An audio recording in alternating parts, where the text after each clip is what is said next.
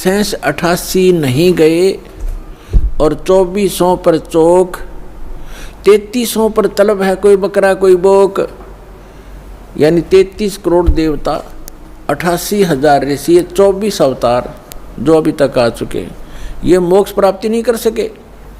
क्यों नहीं कर सके? क्योंकि इनके पास अध्यात्म ज्ञान नहीं था, वो तत्व ज्ञान नहीं था जो श्रीमद् भगवद गीता अध्याय नंबर 4 के श्लोक नंबर 32 में कहा है कि सच्चिदानंद घन ब्रह्म की वाणी में वो अमृत ज्ञान, वो तत्व ज्ञान है जो उन्होंने अपने मुख कमल से बोला है। उसमें विस्तार के साथ साधना लिखी है, यज्ञ यानी धार्मिक अनुष्ठानों की जानकारी बताई है।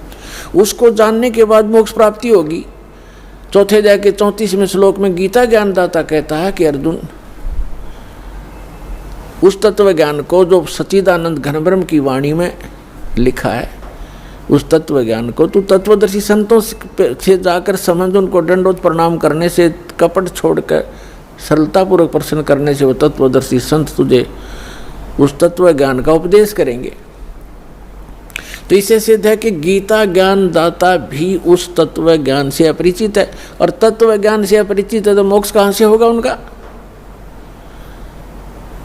तो ये अंडरस्टूड है पुण्यात्माओं कि अभी तक इन ऋषि महर्षियों और इन देवताओं को कख भी पता नहीं था अध्यात्म मार्ग का।